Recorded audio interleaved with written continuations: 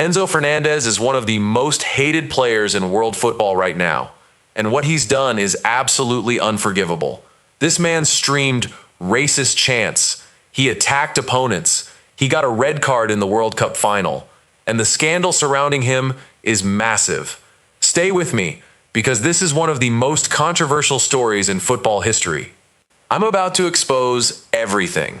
This is Robert's Football Talk, bringing you the full, devastating breakdown of Enzo Fernandez's disgraceful behavior.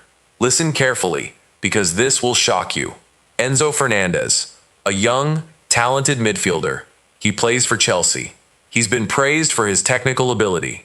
He's won trophies, he's played for Argentina, but behind the scenes, this man has been building a reputation as one of football's most controversial figures.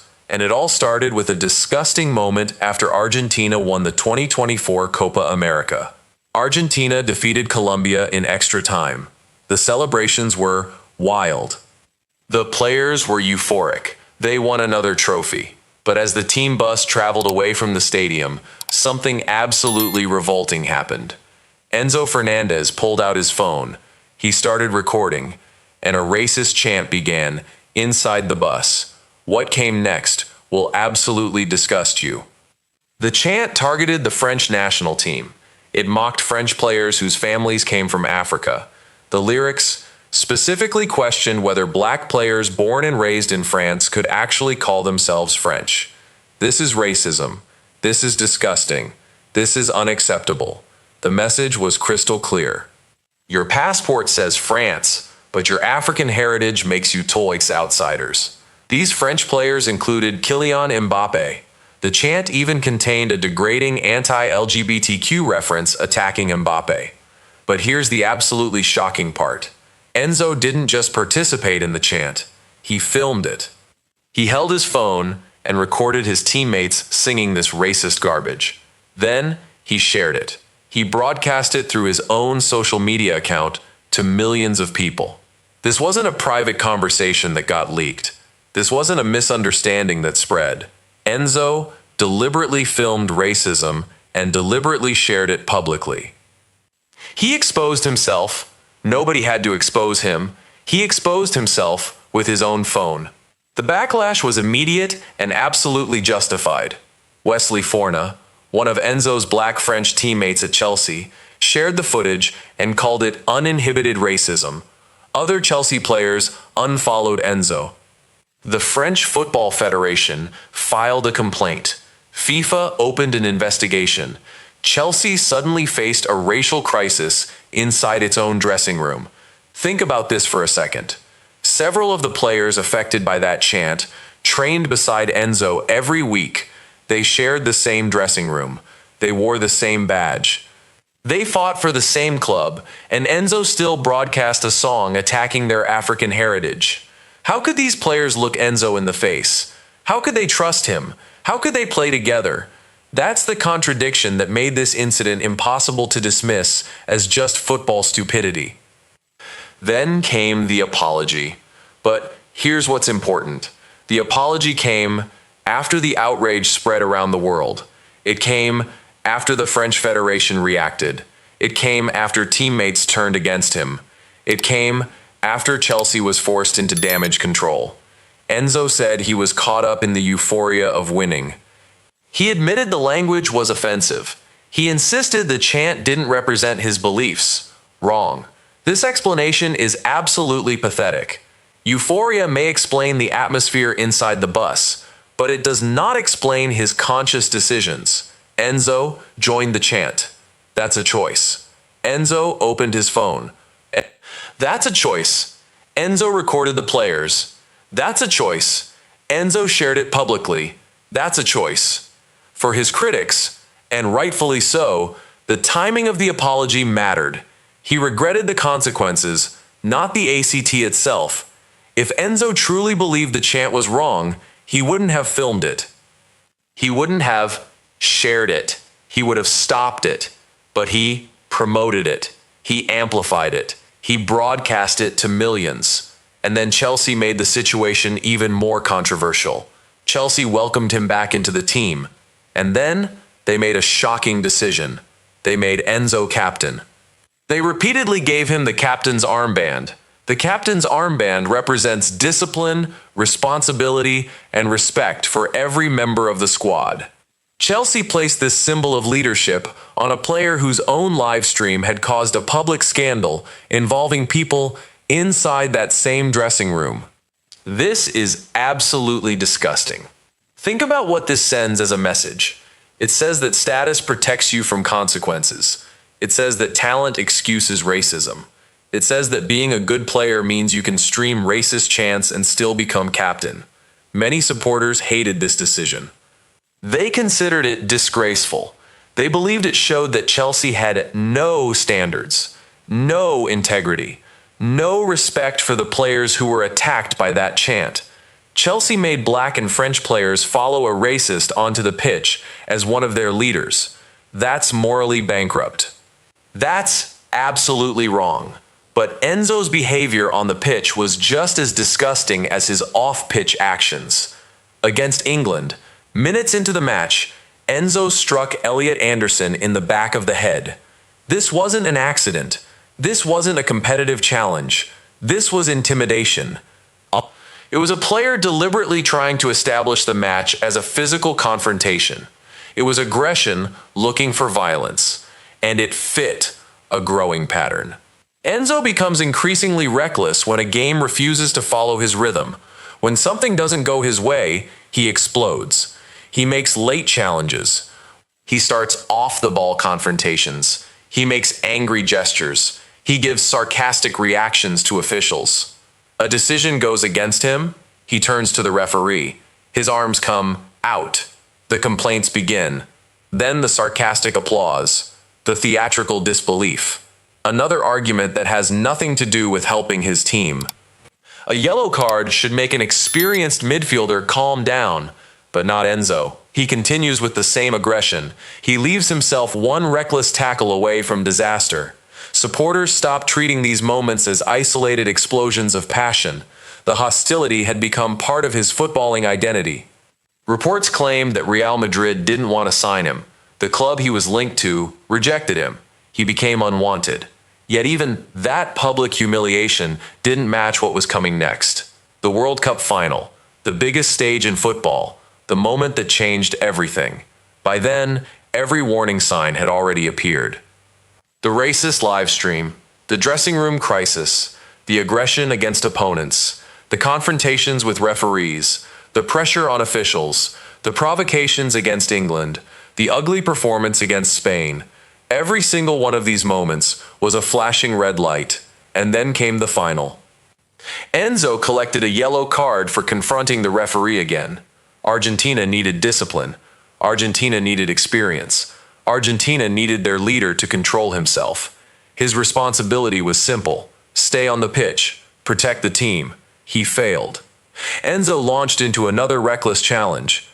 He sent his opponent crashing through the air. The referee showed the second yellow. Then came the red card. Enzo's reaction was absolutely revealing. His face showed innocence. His arms moved in protest. He behaved as though the official had invented an offense against him. But the images told a different story. His own temperament had reduced Argentina to 10 men in a World Cup final. His teammates were forced to continue the biggest match of their lives with a numerical disadvantage created by one of their supposed leaders. This man was supposed to be a leader. And instead, he abandoned his team when discipline mattered most. Argentina lost control. Spain found more space. The final began slipping away while Enzo walked towards the tunnel. Supporters across England and Spain, who already hated him, celebrated his dismissal. Many neutrals joined them, because the red card felt like a consequence that had been approaching for years. No confrontation could reverse it. No protest could return him to the pitch. No apology could restore Argentina's missing player. For once, Enzo crossed the line, and punishment arrived before anyone could protect him. That red card will follow him through the rest of his career. English supporters will remember Anderson and the provocations. Spanish supporters will remember the fouls and the damage caused during the final. Chelsea fans will remember the chant, the fractured dressing room, and the captaincy that followed. Argentine supporters will remember the midfielder who abandoned them when discipline mattered most. His defenders can point to his talent, his trophies, the pressure of the occasion. But those arguments cannot erase the decisions he made. Talent doesn't excuse racism. Trophies don't excuse aggression. Pressure doesn't excuse poor judgment. The anger surrounding Enzo comes from a pattern that is now impossible to ignore. He creates scandals and later delivers apologies. He provokes opponents and then protests when officials respond. He demands the authority of leadership while repeatedly displaying reckless judgment. He expects forgiveness while teammates, clubs, and supporters deal with the damage left behind. That is the real reason so many people hate Enzo Fernandez. The chant destroyed trust. The aggression destroyed sympathy. The red card damaged Argentina's chance of winning the World Cup. Enzo spent years behaving as though talent and status would always protect him. But then the referee showed RED. And for millions watching outside Argentina, it felt like justice. Now, here's what really gets me angry. FIFA barely investigated the racist chant. There were no serious consequences. Enzo faced minimal punishment for streaming racist content. If this was a player from a smaller nation, FIFA would destroy him. But Enzo? He's a talented player. He plays for a big club, so FIFA protected him. This is corruption. This is FIFA showing that racism has different consequences depending on your status. Black players were attacked in that chant. French players were mocked. LGBTQ people were degraded. And FIFA did almost nothing. But when Enzo got sent off in the final, suddenly FIFA cared about consequences. The hypocrisy is absolutely sickening. Chelsea's decision to make him captain is disgusting. It's a message that racism can be forgiven, that aggression can be excused, that talent matters more than character. Any player at Chelsea who was affected by that racist chant has every right to refuse to play under his captaincy. Chelsea should have shown discipline. Chelsea should have shown integrity. Instead, they showed that money and talent matter more than principles. The World Cup final red card was a moment of justice. It was the first time consequences arrived before anyone could protect Enzo. For years, he got away with racism, aggression, and poor behavior. He thought his talent would always save him. Then the referee showed RED, and suddenly there was nothing he could do. No apology could fix it. No status could protect him. No talent could reverse it. That red card cost Argentina the World Cup. That's a consequence that cannot be hidden. If you think Enzo should face real consequences, if you believe racism should be punished, if you want FIFA to show integrity, then you need to subscribe to Robert's Football Talk. We are not afraid to expose players who behave like thugs. We are not afraid to call out racism when we see it. We are not afraid to demand justice. Your subscription matters. Your subscription tells FIFA that people are watching. People are angry. People demand change. Share this video with everyone you know. Let them know what Enzo did. Let them know about the racist chant. Let them know about the aggression. Let them know about the red card that changed everything.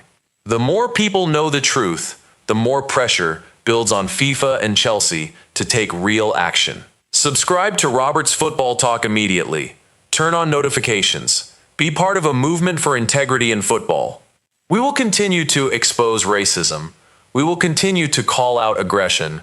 We will continue to demand real consequences. Enzo Fernandez is a cautionary tale. He showed the world that talent and status can protect you from consequences. Until they don't. The World Cup final red card is his legacy. The racist chant is his legacy. The aggression is his legacy. That's what people will remember. Not his technical ability, not his trophies, his disgraceful behavior. This is Robert's Football Talk, exposing the ugly truth in football that mainstream media is too scared to cover. Enzo Fernandez destroyed trust. He attacked opponents. He got sent off in the World Cup final. And for years, he got away with racism and aggression. But finally, justice arrived. Finally, consequences caught up with him, and the entire world was watching when the referee showed red. Like, subscribe, comment, share, and I'll see you in the next video where we bring you more truth about corruption and racism in football. Because the time for silence is over. The time for accountability is now. This is Robert's Football Talk, exposing football corruption, demanding justice, always.